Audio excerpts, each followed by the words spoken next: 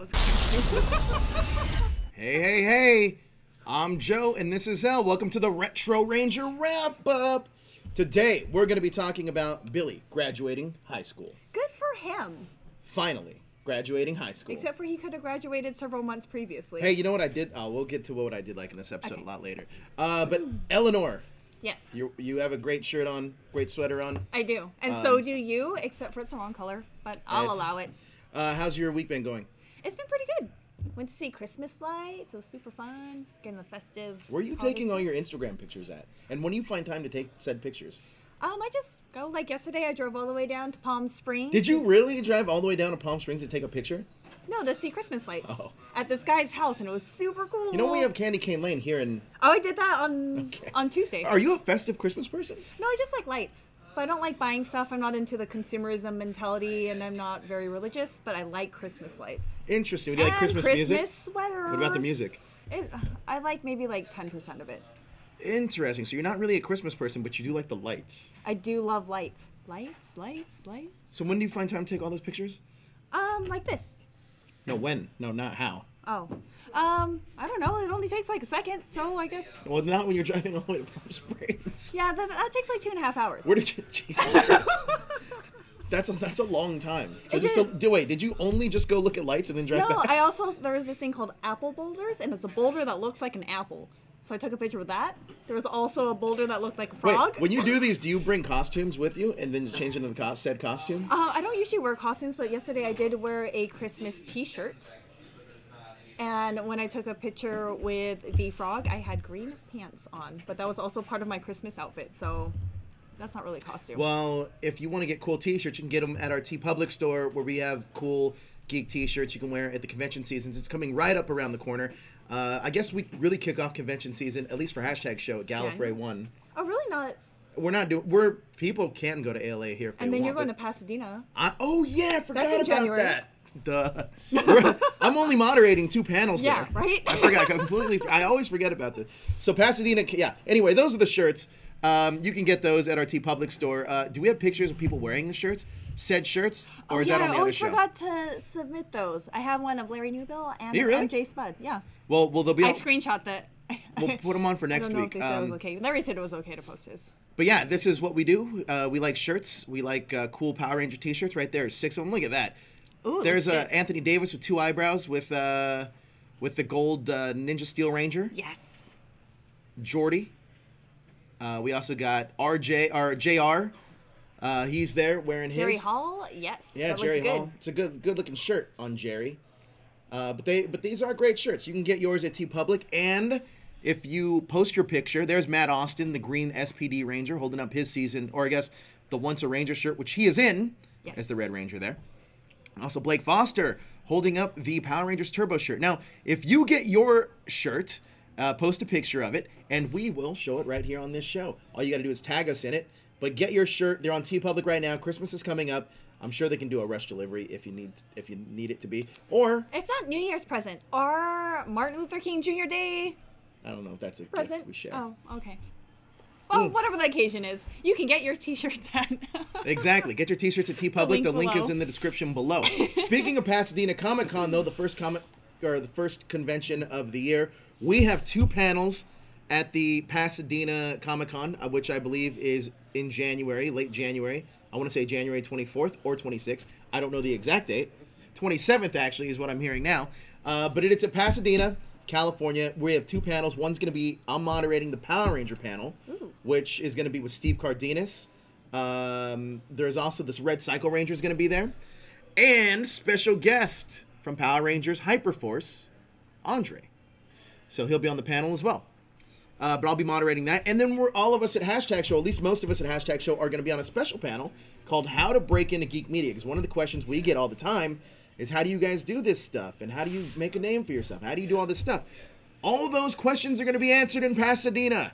So join us. There it is, January 27th, Pasadena Comic-Con, Pasadena Convention Center. Get your tickets today. You can go to you can just type in your Google machine, Pasadena Comic-Con in California. That'll come up. But if you want to sit in on that How to Break Into Geek Media panel, because a lot of you guys say that you want to join us. And you can join us, by the way. And I'll let you know how to do that later on today. But you can join us But if you guys wanted to even try doing this and see how well you can do it, we're going to give you all the tips and secrets on how to do it. Right? Yes. Yes. But today we are going to be talking about Power Rangers Zeo, but we got the super chat feature that helps support the show, but it also keeps your comments right there prominent so we can see them loud and clear and read them. There you go. You can just read that thing up there. Also, THS hashtagger. So if you post those pictures with you wearing the shirts, do it in THS hashtaggers, which is our Facebook group. It's a big community for like-minded geeks like you. Just post your picture in there and tag us in it, and we will make sure that your picture comes out on the show. Daniel Diaz is here in the audience today, live from college, where he's been drinking beer and flicking off moms. But that's but now don't shame him like that. He has not been doing that. He has been studying in that. Arizona like and a good flicking boy. off moms. But yes, I think today we are this is an interesting grouping of episodes we're gonna talk about. First episode, though, we're going to get into Graduation Blues. Graduation Blues. Now, before we get into this, I want to ask you, I mean, besides the title, did you see this coming? No, I didn't. Did you ever think they were ever going to get to high school?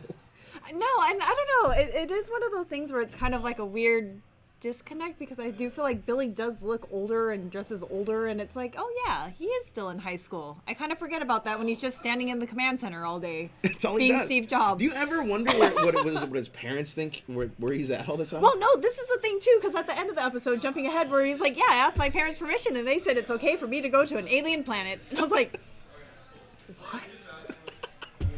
They didn't even know you were a Power Ranger. What about Cestro coming back? What'd you think about that? That was a weird thing, but I see that it's an easy out for Billy to be like, come to our alien planet. And now I see... but I thought you said he got married or he fell in love with an alien. Well, stick around with it. Stick around with it. Okay. Oh, Larry more. Newby gives us a super chat. He All says, right. he did. What? How dare you say that on here? That's in reference to Daniel Diaz. That's right. He Shame. stone cold, and then he stunned his mom. Shame. And then No, he clanked the didn't. two No, bottles of he beer didn't. and put them down his face like they were elephant-sized wieners. All right, so Wait, what? what?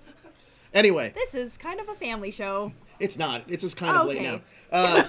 This is what happens when we kind of get moved to primetime. But I think that what Is 6 o'clock prime time? it is on Sundays. All right. But I think that I'll what's allow it. cool about this episode, though, is that we get to see Billy put his glasses back on. But it's so weird, and the crunch of the contacts, and... And the contacts are so big. Like, Yeah, but also, They're Alpha, like a potato chip. Alpha, why are you trying to help? Stop helping. You are the least helpful. well, that's the first replacement of Alpha 5.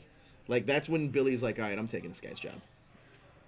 There doesn't need to be an Alpha anymore. I don't, like, if I were Billy, I would have immediately just put a CD in his back and been like, oh, I don't know where he went. And he's, like, in the box in, like, the bin back of the command He center does look somewhere. strange. He does look like he's gotten significantly older. Hold on, though. But it was written by Mark Litton and directed by Isaac Florentine, who's directed a lot of these Zeo episodes.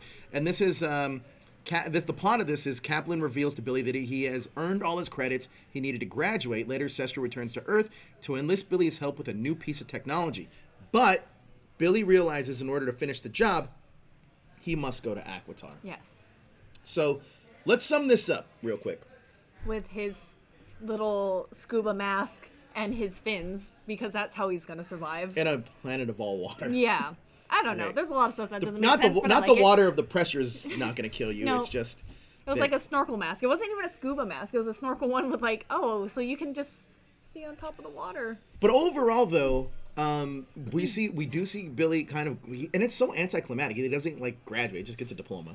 Yeah, they just kind of toss it at him, and then he doesn't even get a goodbye. Like, I was kind of... He just drops his chemistry book and leaves. And, like, they're all in the episode together, so I don't understand why they couldn't have, like, a really significant farewell, or... Right. I guess he does come back at some point.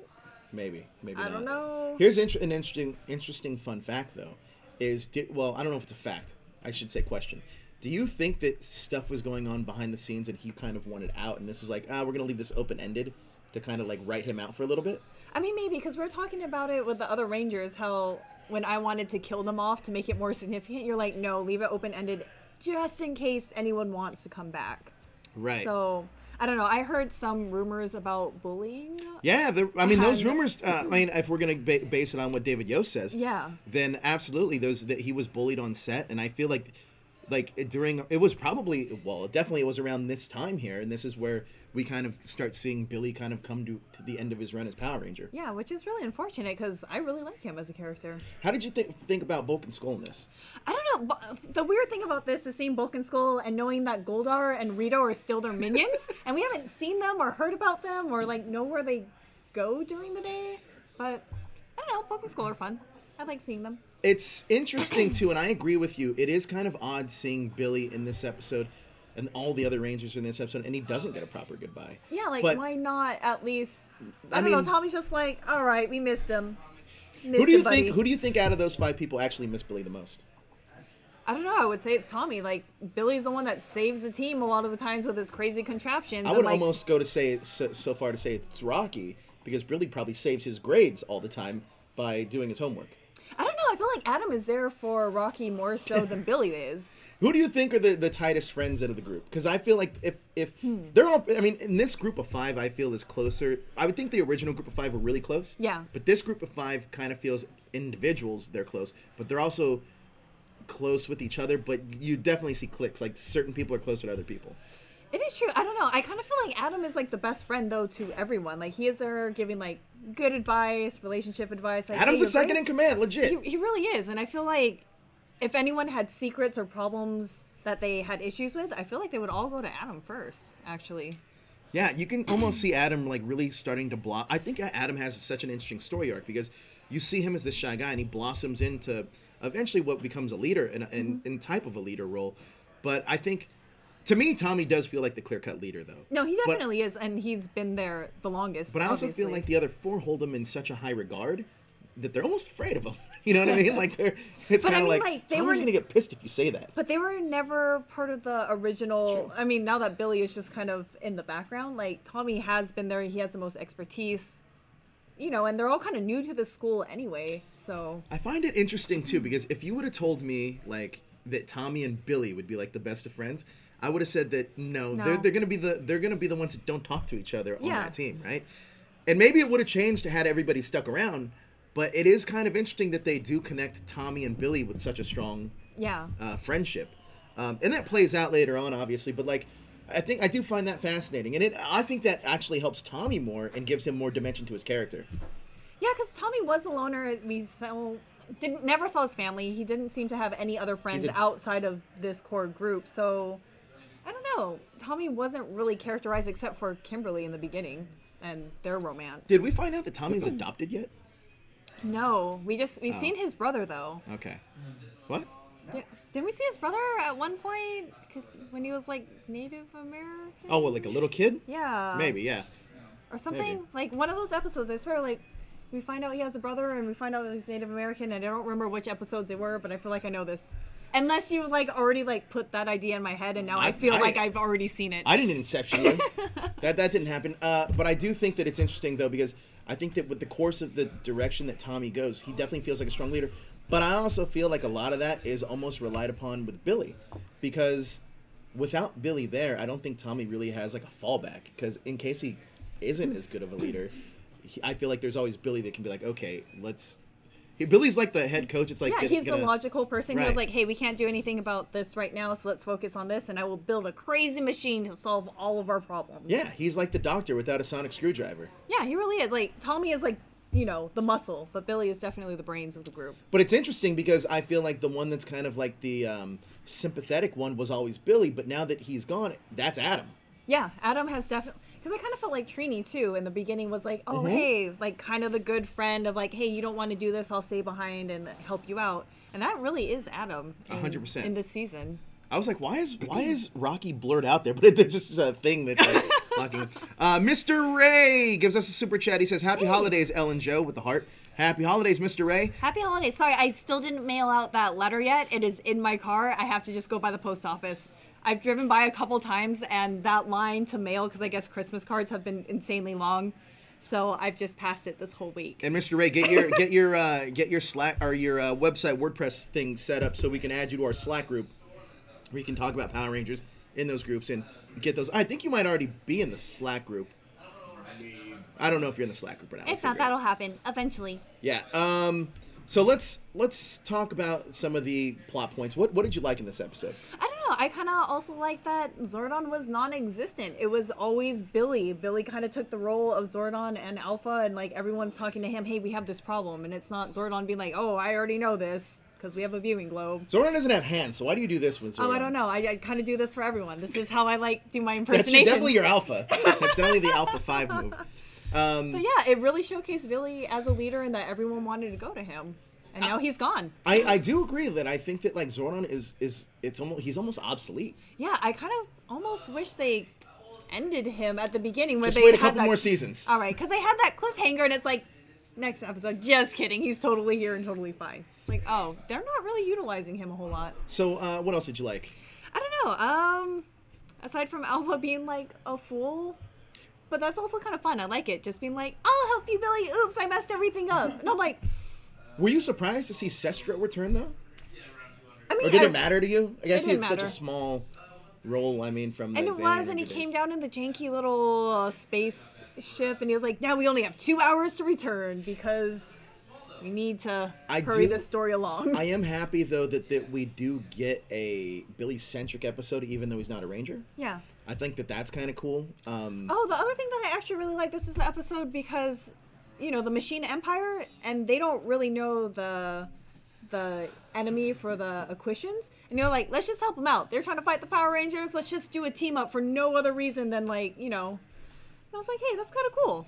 Yeah, it was definitely different. There was no reason for them to help them out instead of just like watching. It's like, hey, let's send down some cogs. Let's try to help them defeat the Power Rangers. I remember as a kid, though, this, like, Billy, no, I mean, when Billy eventually does leave, it was a bigger deal to me, mainly because you had to think that, like, oh, wow, like, the 5 primary Rangers here are not any of the original guys. Yeah. And they're all gone. And this is, like, a whole new era. However, the era that we had in Zeo, I did like better than Mighty Morphin.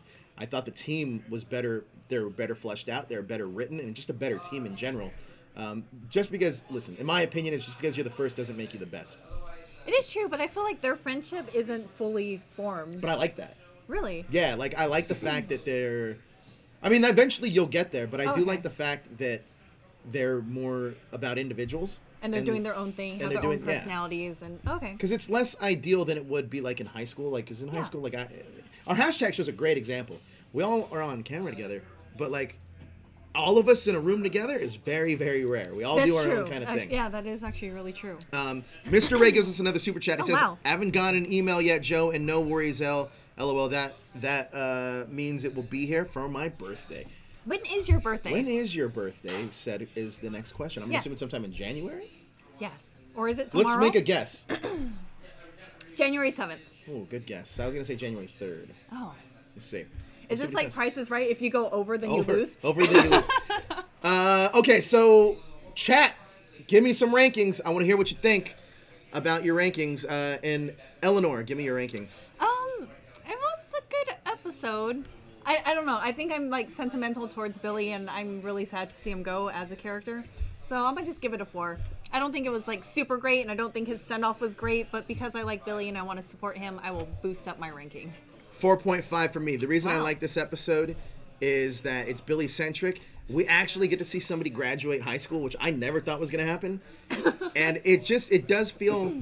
It's odd because I'm so used to Billy without glasses that when he puts them back on, he does not look like the Billy that wore glasses. It's like a completely different person. It's like when he stopped wearing overalls, because he used to wear overalls in every single episode in the beginning. And the first time he wore like a tank top, I was like, whoa. That's not Billy. That's not Billy. Yeah. We do have some notes before I get to your ratings. We do have some notes in this. This is the first appearance of the Zeo Blaster combo. This is also the first appearance made by Mr. Kaplan in Zeo. He was last seen in Mighty Morphin, The Sound of Discordia. The schematic part that Billy used for the Zeo Blaster are actually toys from the Bandai toy line. Which happens a lot in a lot of these episodes. Cestro does not morph in this episode, even when confronted by the Hydro Contaminator monster. The Hydro Contaminator monster, one of the Alien Ranger's enemies, serves as a Baranoia monster and O-Ranger. Hydro Contaminator monster is one of the monsters used in Zeo to be completely one of the monsters in Zeo to be completely destroyed without a Zeozord fight. I do find that interesting, actually. Maybe that's why I liked it too. No Zords. I'm not a big Zord guy.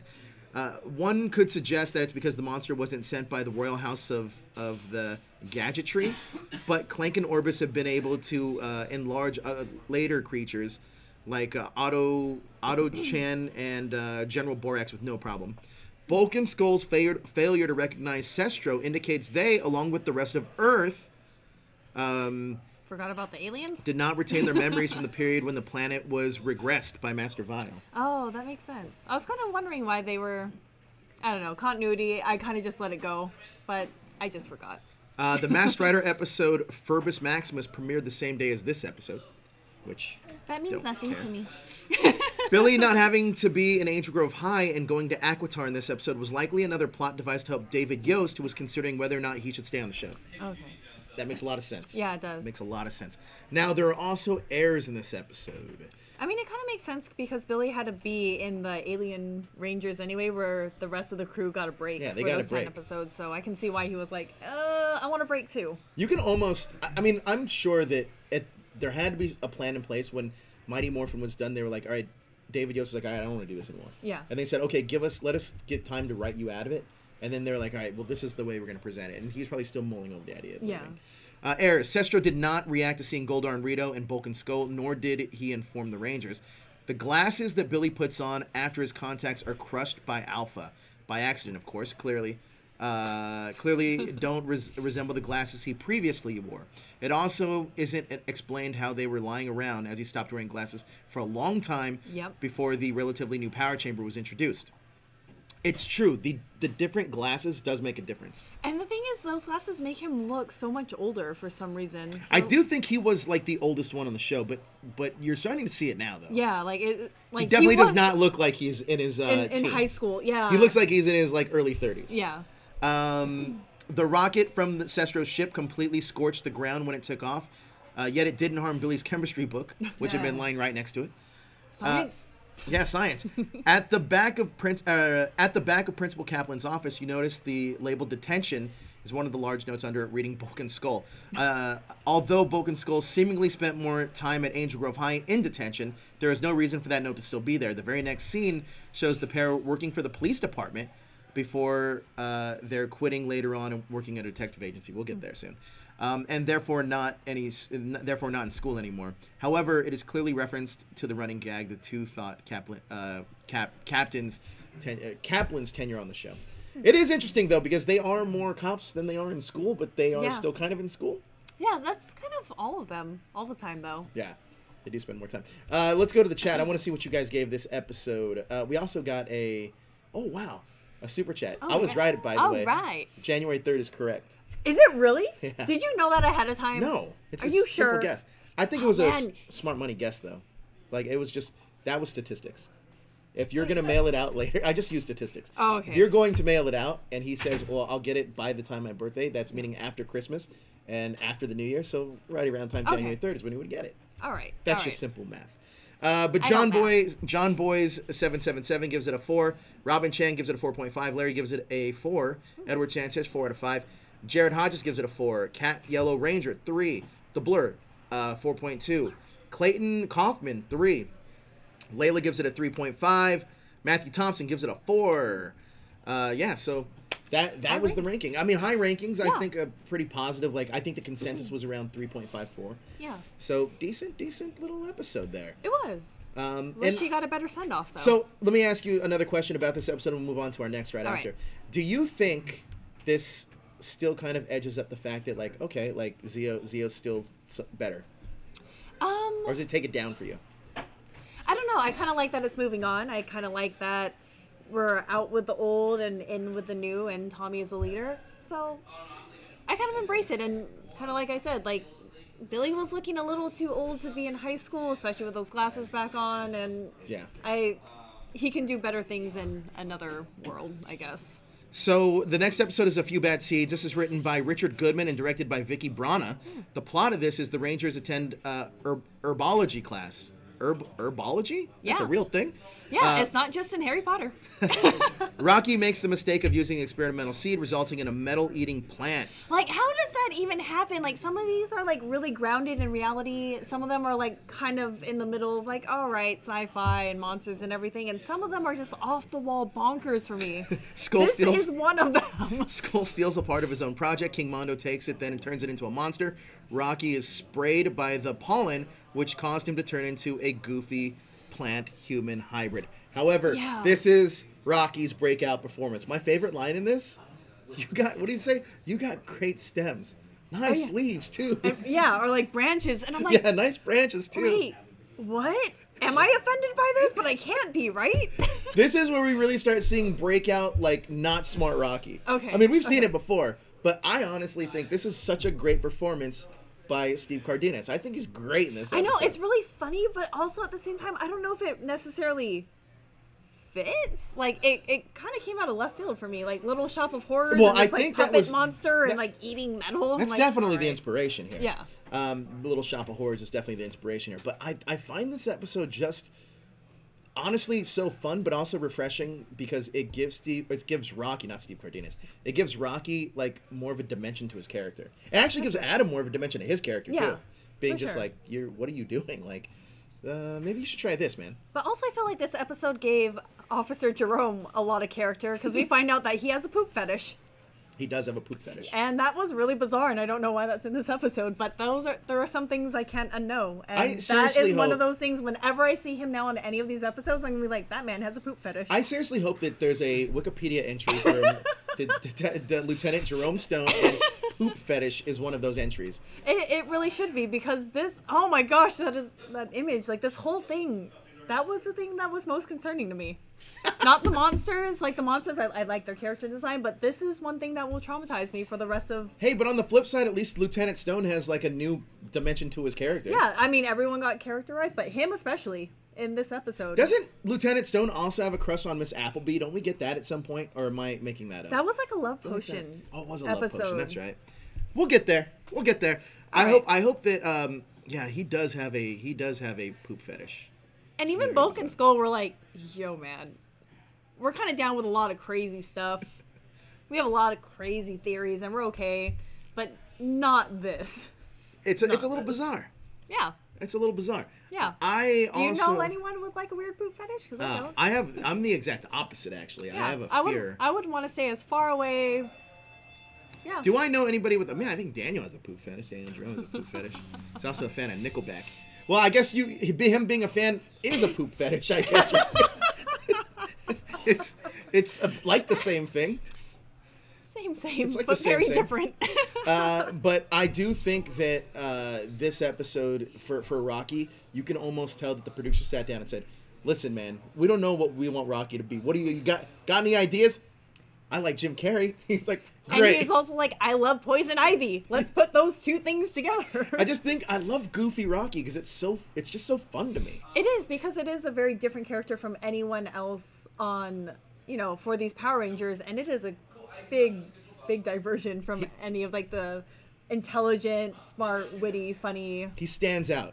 He definitely just does. Completely stands out, and I like the fact that Rocky, Tommy, and Adam, all three of the males feel very, very different. Yes. None of them feel the same. Whereas I feel that like with Mighty Morphin, no offense to Mighty Morphin, or maybe I shouldn't say Mighty Morphin, but when we got like Aisha felt exactly almost like Kimberly. Yes. And it was like derivative and very much. And these guys all feel different. Every one of the 5 members of this team feel completely different. That is true. Highlights.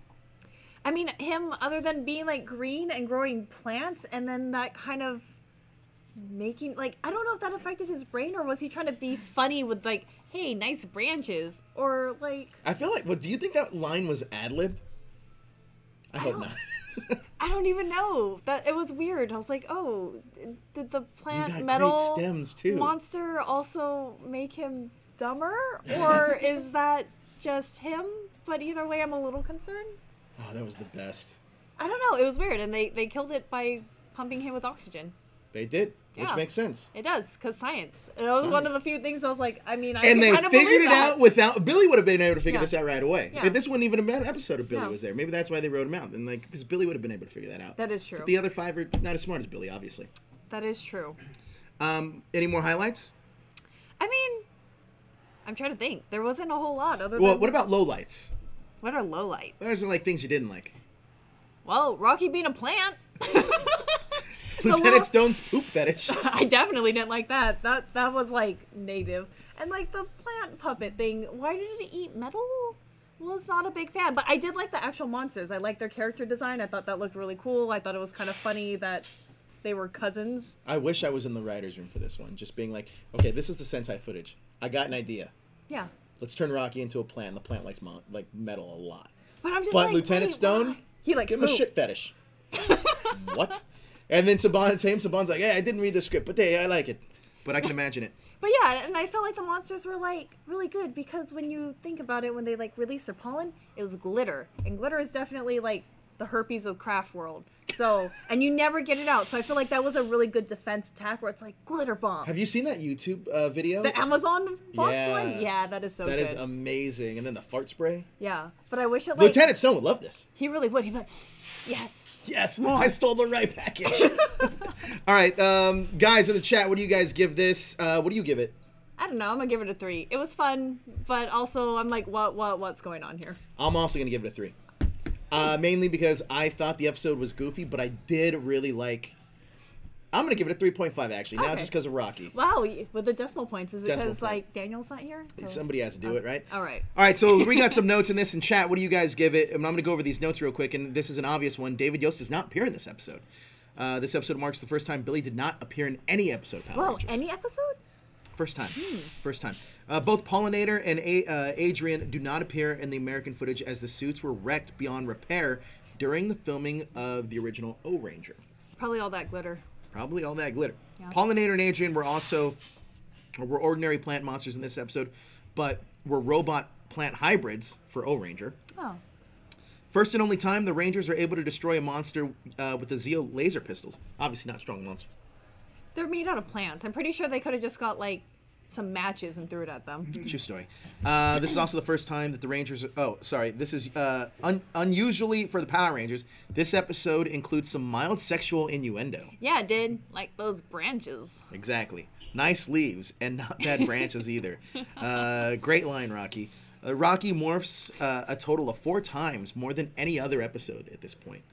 And after Adam suggests that Rocky take a sample of the metal-eating plant to Alpha, Rocky pretends to think of it himself as his idea. Yeah. I actually like that. I actually kind of like that too. I felt like he was like, yeah, and he tells him, yeah, that's a good idea. Yeah. Like he like reinforces it to himself as well. It's a great idea. I think, and like Adam's just like, great idea, Rocky. And like I feel like that character is like Adam too, where he's like, just let him have his moment. Yeah. Like this is Rocky. Just let him have it. You're making me like Rocky so much more. This is crazy. Like I think that Rocky now is just like he's like so good.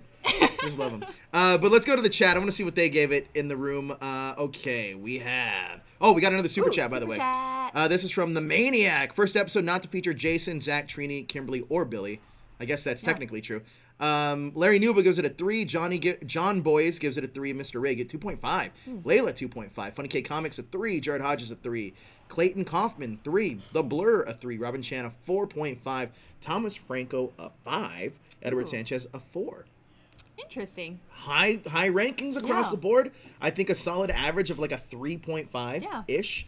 Not bad, guys. Not bad. We're on a roll here. Yeah, especially with Power Rangers. I feel like giving it above a 3 consecutively hasn't really happened. And that roll just gets better with our next episode. It really does. This is definitely one of my This is the episode favorites. I actually was hoping, like, I'm really excited for you to see. So this is written by Buzz. Oh, I thought it was going to say, look, I swear to God, but I thought it was Buzz Aldrin. Oh my God. Right? Maybe you inceptioned me, but I kind of This is Buzz Alden. Alden? And Charlotte Fullerton, and the director is Vicky Brana. Now, the plot for this, the synopsis of this, is rumors of the Phantom Pianist are whispering through the halls of Angel Grove High School, while the Machine Empire's new robot is thundering across the city. Okay, I love this episode. So do I. This episode reinforces that everything that you're reading with Bulk and Skull in the comics is derived specifically from this episode. Because they have characters, they have personality. And the bully phase, I like the fact that this addresses so many things that so many kids can relate to. Great episode. I want to get your thoughts on it. I don't know. I mean, I really didn't tear up? I don't know. I did have feels, but I didn't cry in this one. But everything that the Power Rangers, monsters, whatever, it didn't matter. It was just about Skull playing the piano, worried about how everyone will see him, but specifically how his best friend might judge him. Yes. And I was like, that ending, though, so good. When Bolt comes up and he was like, wow, this is pretty amazing. And I support you. You are the best pianist. That was beautiful, and I loved it. And I was like, oh, so cute. And I also like the fact that Adam, and even more to Adam's character in this episode, he's just kind of like, listen, man, like, and you could almost see this, if you didn't think they were friends before, you see this friendship kind of develop between Adam and Skull. Yeah. Where it's this mutual kind of respect for him respecting his piano playing and being like, listen, man, you're great at this. Like, you should let everyone see this. I love this. I love this episode. Yeah, and the fact that he has to hide, and not only are the kids at school impressed, but the Machine Empire wants to kidnap him because they want, like, a composer or a pianist, like, to play for his wife. So, we flash forward, like, I don't know, 18 years later, and in Power Rangers Samurai, Skull is, like, riding in a limo picking up his son. Do you think Skull turned into a concert pianist? Well, he did have that at the end with that high-pitched giggle. Like, if anyone has watched, like, Amadeus Mozart, or I think that's what it's called, Amadeus? Yeah. Is that the one with the high-pitched giggling laugh? And I was like, this is actually really funny. Like, I love these little, like, Easter egg things that they threw into this episode. Yeah, this episode, so good. And like I said, like, almost the Machine Empire and the monsters are so secondary compared to the character development that you get in this. And you can tell, this is kind of like, I think this was the really first episode where I was like, oh, Power Rangers Zeo is like way deeper than Mighty Morphin. Yeah, for sure. Like, this episode for sure, like, hit on not only, and it wasn't like, oh, this is kind of the moral of today's episode. It was just part of it, which I really liked. Yeah, and I just think it was so good. What are some of the parts that you liked probably the most? I know we're gushing over it, but like, I know. I don't know, because it was a big build-up, and I kind of already anticipated that this was going to be Skull, but you really didn't know who it was until the very end when Adam wants to go learn how to play the piano and, like, takes off the hood, and he's like, no, wait, shame, kind of like Phantom of the Opera style. He's like, no, don't look at me, I don't want anyone to know. And I don't know, that moment was just really good and really heartfelt, and I like how Adam is just kind of like, not even really acting, but I feel like that would happen, you know, just in a conversation of like, hey, if he's your real friend, he'll understand. Like, you play beautifully, and you should express that to everyone. Yeah, I also like that too. And then even when Skull kind of gets caught, he's like, you caught me. Like, you got this sense of defeat, and he's like, why don't you show this to everybody? And he's just like, because Bulk will just laugh at me, or he'll hate it. Yeah. He'll make fun of me. He's like, I don't want anyone to know that I like classical music. Yeah, and that but see, that's the cool thing. The insecurity that he has is something that so many people can relate to. Yes. And I think the message of this episode is so told well without having one monster. You don't need a monster in this episode. And I think that's the interesting part about this. And also, to reinforce your statements from earlier, it does reinforce that Adam has this, like, heart of gold. Yeah. He is this sympathetic character, but not just for the Rangers, but for people like Skull or Bulk or anybody. Yeah, because I feel like, especially in Mighty Morphin, they would always kind of laugh at Bulk and Skull at the end, whether they were trying to be helpful or not. It was always, they were the butt of the jokes. But I feel like Adam comes in and is like, no, you might not be the most intelligent or the nicest people or whatever, but I can see that you're kind of conflicted about whatever issue it is. And he gives legitimate, honest, good advice. You know what's interesting? Oh, we got another super chat. We'll get to that in a second. What's interesting about this episode, too, is that even with Bulk and Skull, they obviously are the comedic duo of Power Rangers. Yes. And the way that they did it, it's physical comedy, but it's not fart jokes. No. And I think that that's where, and I know that Chip Lynn earlier said at Power Morphicon that once we got into seasons like SPD and Time Force, Power Rangers kind of lost its way with not getting back to the comedic side because they were more serious seasons. Mm-hmm. Whereas I think Power Rangers Zeo balances it quite well, where it's like, it's not fart jokes. It's a comedic duo that can relieve tension, but they're not doing it in such like a, hey, this is the joke part. Like, it's an episode. If Power Rangers Ninja Steel, which obviously you haven't seen, not yet, but Power Rangers Ninja Steel had episodes like this that focused on Victor and Monty, it would have been so much better. Instead of having them do like outlandish things like being rolled up in a burrito and farting away, like. And believe me, like, yeah, like you might think that's like I'm just like saying things, but like I feel like that's an episode that actually happened. So anyway, I'm gonna address a super chat by J Hero 07. I call this the "We Aren't Bullies Anymore" episode of Bulk and Skull, and I think that's a great comment. And yeah, and they've been kind of building up to it of like, especially being police officers, that they aren't going to be bullies and they are friends with the Power Rangers. Power Rangers show up to their graduation. And it's been building to this moment. But the fact that Bulk and Skull have been friends since they were children. And Bulk does not know this about Skull. Right. And he has been hiding this since they were young kids and has always been ashamed. So the fact that he can finally come out in high school and have his best friend support him, I was like, oh, that's super nice. And that's how you would be with your friends. Also, I think it's interesting because Go-Go Power Rangers, the comic, you can understand now why Skull and Billy were friends when they were kids. Because they would like classical music and a lot of the same things. Yeah. And then he attaches more to Bulk. But I kind of like that. And I love that Ryan Perrott, the writer of Go-Go, kind of was like, oh, I'm going to make this more interesting and give it like a story. And he does. And then you see, and I love the fact that they're not bullies anymore. Yeah. That they are, and I almost feel like they fit in with the group. Like, you know, obviously there's still like a bit of division, but they're a part of like that community. Yeah. Dig it. No, I actually do too. Is there anything you didn't like about this episode? Not especially. I kind of almost wish they just spent more time on just this and made it just about, you know, Skull, and we didn't need the Machine Empire. We didn't need any interference, but I mean, it's still Power Rangers. You gotta have a bad guy. You gotta know that they still exist. I kind of want to know where like Goldar and Rito are like on a daily basis still. They're just kidnapped in bondage. Yeah. I think that like the monsters in this are very secondary to me. Yeah, like they're super forgettable. I don't think they added anything to the story whatsoever. By the way, last week I put out a challenge. Yes. And that, but I'll get into that in a second. All right. What did you rank this episode? And then I get into, and what did you guys rank this? I'm gonna give this a 5. This is top of the line kind of storytelling for me. 5. Yeah. Hard 5. I honestly think this 3 group of episodes, like 2 of them might not have been the best, but they were still decent. Yeah. But this is a pretty solid week of Power Rangers Zeo. It really was. And this is honestly, the storytelling I think is really getting so much better in Power Rangers right now. I guess 20 years ago, but it's still getting better. Well, where we are currently watching in this retro series. Yes. We'll get to your guys' rankings on this episode in just a second. If there's not 5 across the board, I'm going to be shocked. But there are some news. There's going to be trolls. Right. Yeah. There are some errors in this and notes. By the way, the last episode had no errors. The one with Rocky. Believe it or not. Interesting. Yeah. So notes for this episode. This episode is the first to pick Jason Narvi's musical talent. So actually, Jason Narvi is actually a really good pianist. What? So they really are working in the actors' talents into this season? Yes. Like across you can tell the he's board. a good drummer. Like Yeah. he was just drumming. Like he you could tell he grew up playing music. Yeah. So they did. They absolutely That is probably really impressive. I think the writers are finally like, hey, we don't have a lot to draw on. Let's actually make this real and try to make a more compelling series. And it really does show. Exactly. Also, the majority of the Angel Grove High School scenes in this episode were filmed on location at a real high school in Los Angeles. Oh. That's right.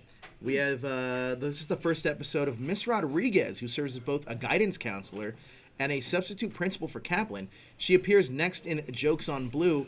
In both instances, she is noticeably shows more favor and care towards Bulk and Skull than Kaplan does. This episode also marks the first time Bulk and Skull are seen attending Angel Grove High as students in this season. They apparently graduate off screen and continue to drop by the school as police officers and private investigators. Okay. And this piece Skull plays at the recital is from Frederick Effin Chopin. That's from Tombstone. He says the F Okay. word. It is, how do you say this? How do you say that? Etude? Etude? I guess. Etude, Op 10, number 12 in C minor, also known as the Revolutionary Etude or the Etude of Bombardment of Warsaw. I don't music, so if any of you out there know how to music, you can tell us how to pronounce it. I think that is pretty freaking amazing, Yeah. if you ask me. Let's get to some of your ratings for Has this to be episode. 5s. Larry, 5. Yes. Layla, I'm going to say 5. Mr. What did Ray, she actually 10. give it? It's like a 4.99. I don't Okay. count those. Okay. Mr. Ray, 10. Clayton gives it a 6 out of 5. Excellent. Jared Hodges, 5. Edward Sanchez, 5. Thomas Franco, 5. Robin Chan, I'm not even going to read hers because it's a 4.5. We'll round up to 5. Rounded up to 5, but I think it's a great group of episodes. Now, It really is. I challenged you guys last week. I don't even remember what the challenge was. Or actually, I didn't. Daniel did, I think. It was Daniel's turn to pick something. I don't remember what it was. I feel like it had something to do with a theory. Best fan theories. A fan theory about Power Rangers. Nobody turned them in. But, why? I don't know. Nobody turned them in. So I wrote my own fan theory, and guess what? Right. The article did great. And it is on that #show.com right now. I actually did see it, and I was like, hey, we were just talking about this last week. It's on that #show.com. I wrote a whole article about it, about how the Time Force Rangers are really villains, and they are. They're bullies. So we're going to put the challenge out again. I want to hear... Actually, let's do something different. Actually, you pick this time. It's your turn. Oh, no. I'm unprepared. The Zord one was good last time. What do you want to do this time? It was. I did like the Zord ones. I kind of... How about Power Ranger Unlikely Friendships? Give us a list.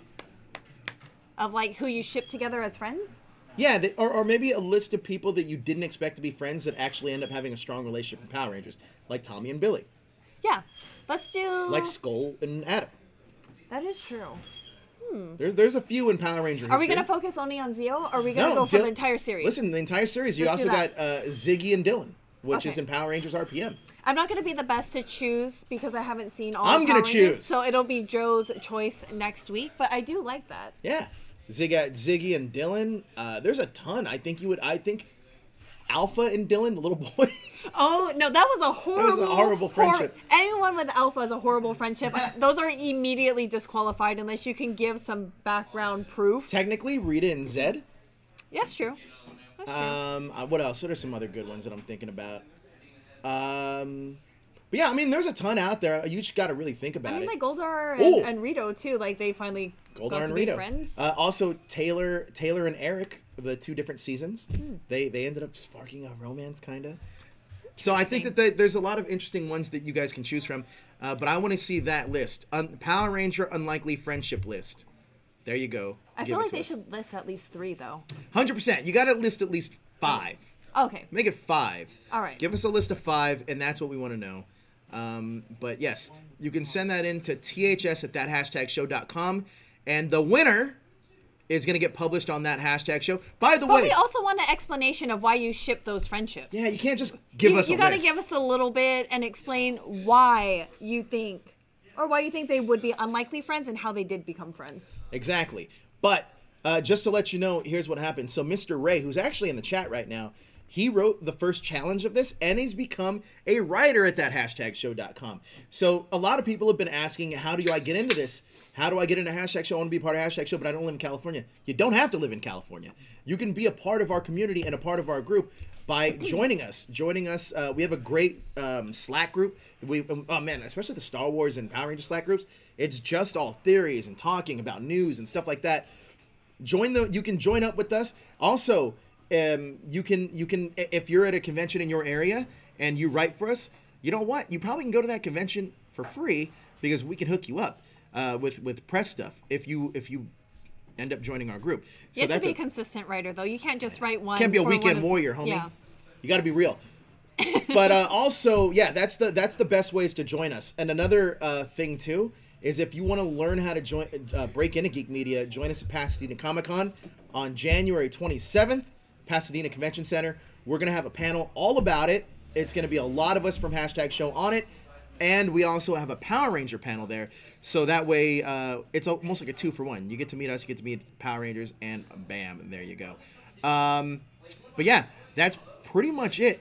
You're about to do a Doctor Who. Oh, so you do the retro wrap-up. This is Retro Weekend. And we're going to call this Retro Weekend from this point forward. All right. Because here on YouTube, we have the retro wrap-up, and now you have Retro Who. Yeah, we are done with the current series, so we are going back in time to 1996. And cheers. This is from Mr. Ray. Gives us another super chat. He says, it's so easy, everyone. If you love to write, THS is the place to be. Thank you so much, Mr. Ray. Even if you don't like to write and you like to discuss, just put those thoughts.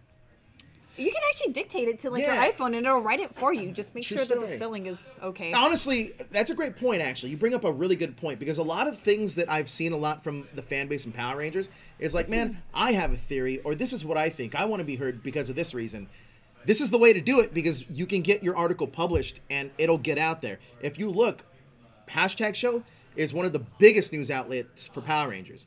So if you want to get your ideas out there and let the world know about them and really get this community talking, join us. That's the best way to do it. But yes, like we were saying, Retro Who? Yes, we will be doing Retro Who. I have a new companion this week, too. It's going to be Ro. Ro. And then later on tonight, Ro and I are going to be talking Star Wars. Yes. And then even later, that's going to be on Facebook at Star Wars Fanatics. And even later, for all of you fans that like our primetime shows, even though we gave you a little taste of it here, me and Johnny are going to be talking about wrestling. We're going to close out the year, best 2018 moments in pro wrestling. Bum, bum, bum. So that'll be on Facebook as well at THS Wrestling. But that's it, guys. Next week, we're only going to do 2 episodes next week, so let that be a note to you guys. The episodes we're going to cover next week, so you can follow along and prepare your Netflix for it. Yes. It's going to be Mean Screen and Mr. Billy's Wild Ride. Oh, like Mr. Toad? I hope he doesn't end up in hell like that movie does. Well, he ends up in hell like that movie does. All right. Spoiler alerts. But that's going to do it for us right here on the Ranger Wrap-Up. Elle, where can everybody find you? I am Elle Tea on Instagram and Facebook. You can find me at that hashtag Joe. You can find both of us just a little bit later on right here on Doctor Who in just a couple of minutes with Elle and Ro. And then Ro and I are going to be doing Star Wars together on Facebook. So check us out there. But thank you guys so much for joining us and spending your Sunday with us. I hope I won fantasy football, so say a little prayer for me. But that's going to do it for us, guys. Please hit that like, share, and subscribe button and stay up to date with everything trending And geek pop culture. See you next week. Maybe.